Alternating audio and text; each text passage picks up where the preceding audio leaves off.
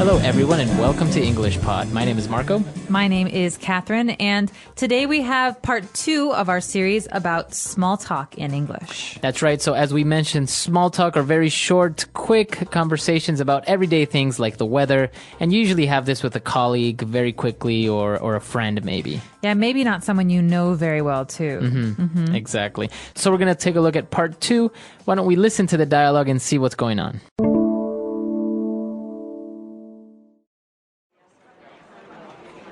So, Michelle, let me introduce you to Maria.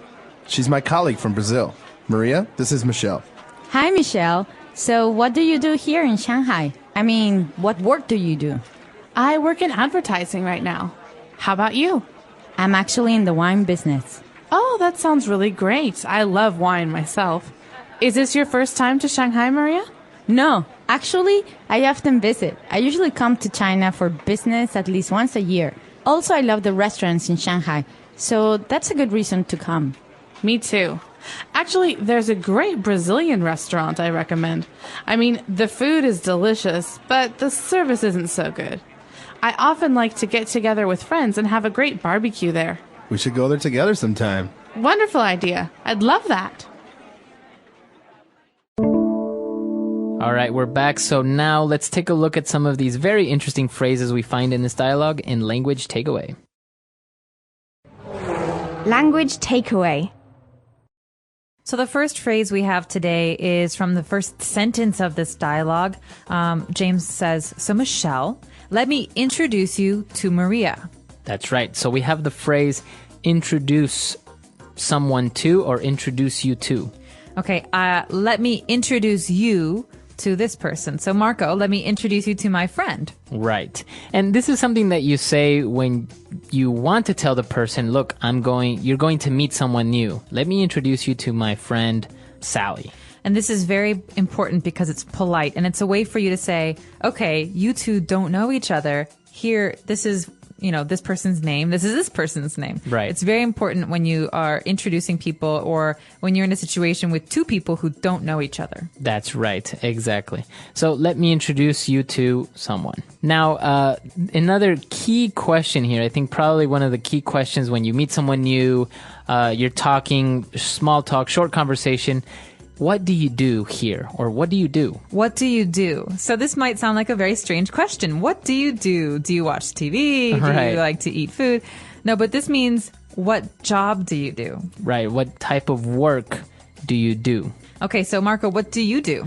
I host an English podcast. All right. Me too. So this is the question. Now, don't get confused and remember that this is the typical way of asking someone what is their job. If you say, what is your job or what is your occupation? What is your occupation? It's too formal and it's kind of awkward. I don't think anyone has ever asked me, what is your occupation? No, I rarely say that. I almost always say, what do you do?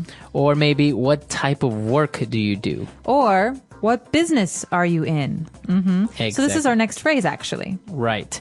If someone asks you, what business are you in or what industry are you in, you would say, like in this case, Maria, she is in the wine business. Okay, I'm in the wine business. That means that my job has to do with selling or buying wine. So if we replace the noun wine with something else, for example, clothing. I'm in the clothing business, or I'm in the cheese business. Exactly. You can basically change it with anything. With any product. I guess if you sell computers, I'm in the computer business.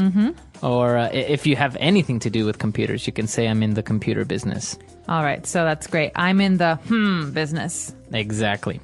All right. So now we know what the person does. We continue asking questions. We're interested. We want to keep the conversation going a little while longer. We say, oh, wow, that's really great. I love wine myself. Then we ask, is this your first time to Shanghai? Okay, so is this your first time to Shanghai or in Shanghai? This means, is this your first time to visit Shanghai?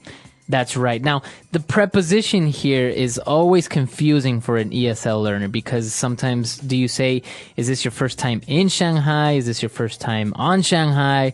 Now we're saying to Shanghai. So in this case or in this type of question, both are correct. Is this your first time in Shanghai? Is this your first time to Shanghai? All right. So I could also say, if we were in Chicago, hey, Marco, is this your first time in Chicago? But I have to ask if we are in that city. I can't say, okay, I'm in Chicago today, but Marco, is this your first time in New York? Because we're not in New York right now. Exactly. That could be confusing. So remember, when you ask this question, you're asking about where you are today, right now. Exactly. Very good.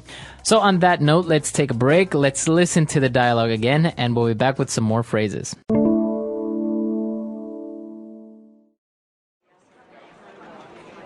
So, Michelle, let me introduce you to Maria. She's my colleague from Brazil. Maria, this is Michelle. Hi, Michelle. So, what do you do here in Shanghai? I mean, what work do you do? I work in advertising right now. How about you? I'm actually in the wine business. Oh, that sounds really great. I love wine myself. Is this your first time to Shanghai, Maria? No, actually, I often visit. I usually come to China for business at least once a year. Also, I love the restaurants in Shanghai, so that's a good reason to come. Me too. Actually, there's a great Brazilian restaurant I recommend. I mean, the food is delicious, but the service isn't so good. I often like to get together with friends and have a great barbecue there. We should go there together sometime. Wonderful idea. I'd love that.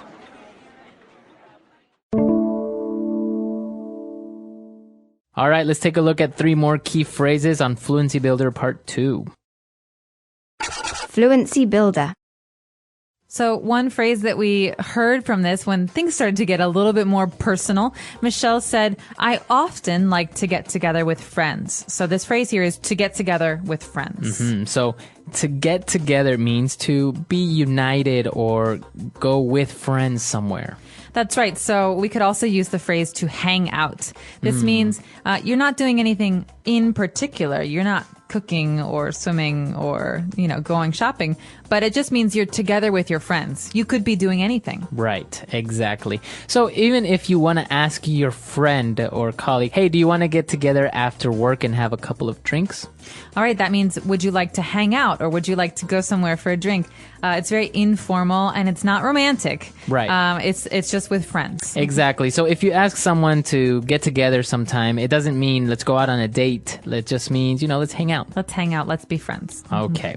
Now, so they were talking about a Brazilian restaurant and James said, hey, we should go there sometime. Okay, or we should go there together sometime is even more personal. This is a really common phrase and one that you guys should remember as a phrase, okay? We should go there sometime. That means that I would like to make plans with you to go to this restaurant. Right, exactly. Now, if you notice the word sometime is separated. You have some and then apart, the other word is time. So it's very different from sometimes. Don't confuse it. What we're saying here is when you have time, when I have time, we should go there. It's almost like saying one time or in the future. Sometimes it's different. It's like, I brush my teeth sometimes. That means exactly. that not very often. No, that's not true.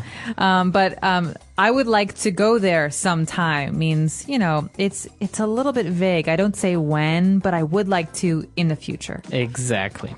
And Michelle agrees. She says, wow, it's a wonderful idea. I'd love that. Okay, this is another great phrase. Remember this as a phrase. Would you like to go see a movie?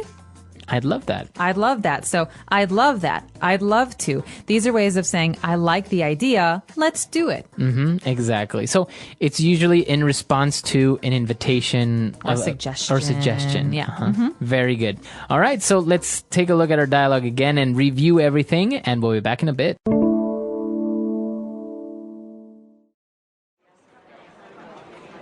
So, Michelle, let me introduce you to Maria.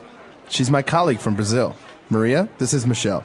Hi, Michelle. So, what do you do here in Shanghai? I mean, what work do you do?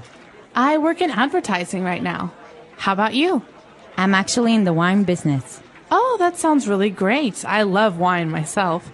Is this your first time to Shanghai, Maria?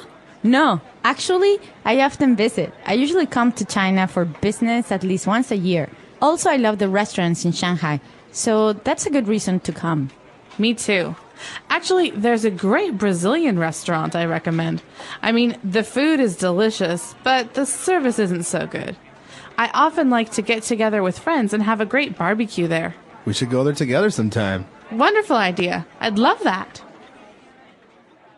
All right. So as we can see, It's very quick, small conversation, but very good phrases to talk to a stranger, to start up a small conversation. I think these are great too, Marco, because if you're learning English and you want to practice your speaking skills, you're not going to have many people to talk about deep things with. So it's great to use with strangers or with people in your office. That's right. And these are common, typical questions, and they're also appropriate to ask someone. So obviously, if you meet someone new, you're not going to ask them how much money they make because that's kind of inappropriate in Western culture. That's right. So what we've taught you here are very polite, very common phrases. We hope that you'll go out and practice these. If you have questions or comments, don't hesitate to leave them for us. Our website is englishpod.com. All right. We'll see you guys there. Bye. Bye.